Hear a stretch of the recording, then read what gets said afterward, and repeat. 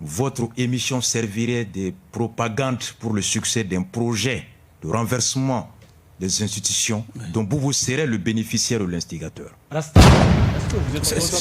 s'il vous plaît. Des conséquences des propos que j'avance. Ah oui. Vous aurez la parole, Chana. Ah oui. Est-ce que vous êtes conscient? Je suis juriste, je sais de quoi je parle. Chana, s'il vous plaît, vous aurez la parole. J'ai dit, j'ai suivi une de ses interviews dans Jeune Afrique. RFI parle de lui. C'est-à-dire que il est un personnage important au niveau médiatique. Vous aurez la latitude de lui poser cette question, en fait. Vous êtes considéré comme un journaliste. Est-ce que vous êtes conscient que vous êtes un journaliste? Oui. Chana, vous êtes en train de... Non, j'arrive, non, c'est par rapport à tout ce que je sais à quoi il veut en venir. Vous êtes conscient que vous êtes un journaliste? Je suis un journaliste. Un journaliste doublé de la casquette de juriste.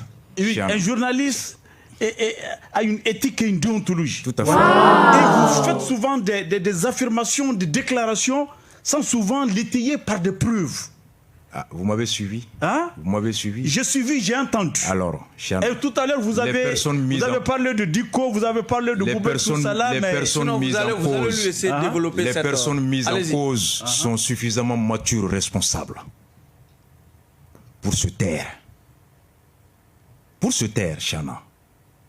Suffisamment mature et responsable pour se taire. Je ne parle pas de quelqu'un de la rue. Oui, mais toujours est-il que vos accusations et vos allégations à leur endroit ne reposent jusqu'à présent que sur des suppositions. Pas de suppositions. Non, parce que bon, ils sont censés ne jouer aucun rôle dans le système qui vous conduit quand même en prison. On a la preuve, j'ai la preuve, je le dis et je l'assume. On a la preuve 2 semaines avant notre arrestation, Ouagué a appelé pour dire on va vous arrêter.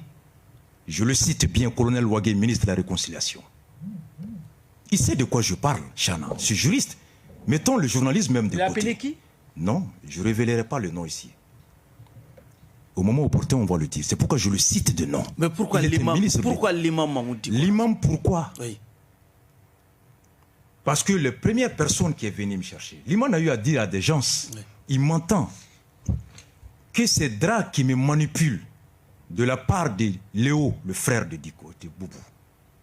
Que tout ce que j'avance sur les radios me sont fournis par Dra, par Boubou, par Léo, via Dra, que je suis manipulé contre lui.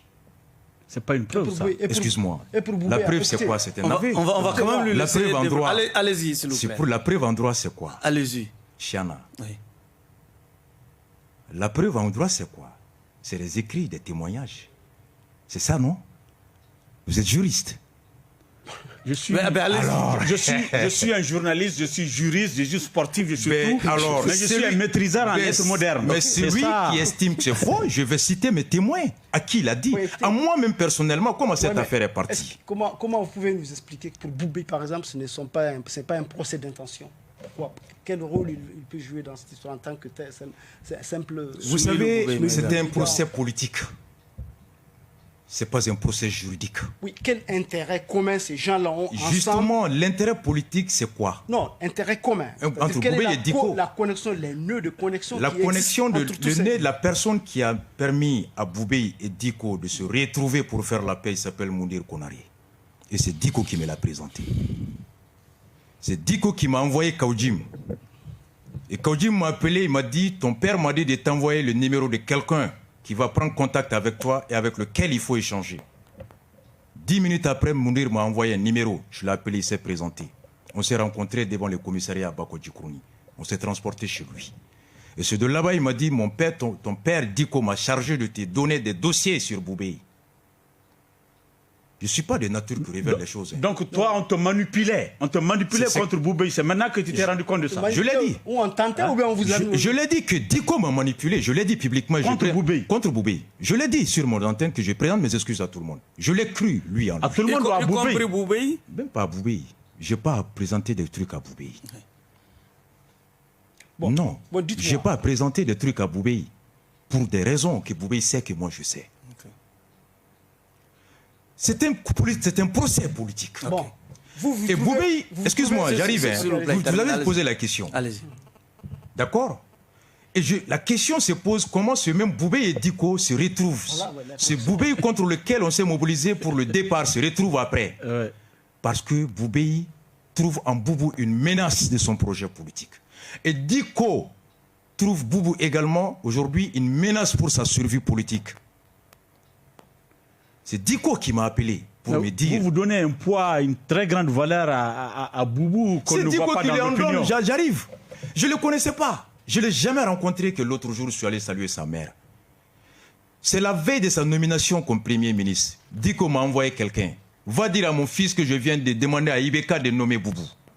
Or, jusque-là, tout ce que j'ai fait, il m'a aidé et j'ai tout partagé avec lui et le shérif de Nioro. Okay. Et ce jour, ce que j'ai dit à Diko, je dis, si tu avais demandé mon avis avant, je t'aurais déconseillé de nommer Boubou. Je rentrais d'une tournée en Afrique où j'avais vu les conséquences de la carte d'identité classique que nous avons sur la vie des Maliens, sur toute l'activité économique des Maliens dans la sous-région. Est-ce que le fait de vous retrouver... Je dis, mais le fait de l'avoir fait nommer, Ouais.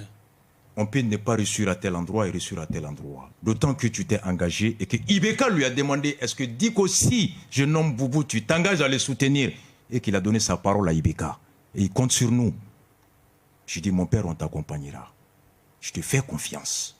Ta parole, j'en doute pas. Ton engagement, j'en doute pas. Au risque de ta conviction? C'était ça. Non, la conviction, c'est pas à ce niveau. Oui. Parce que je croyais qu'on avait la même conviction. Oui. Il n'a jamais été question d'argent que de patrie. Que de gouvernance. D'accord, jusque-là, je n'avais pas vu de faille. Et c'est ça. Et pendant 1 an, je ne suis jamais allé lui voir par rapport à un dossier, par rapport à un projet, même pas 1 franc. C'est quand je l'ai entendu demander la démission de Boubou, je dis attention. Pourquoi Boubou doit partir? À ce que je sache, il a été nommé sur la base d'un accord politique qui décline les axes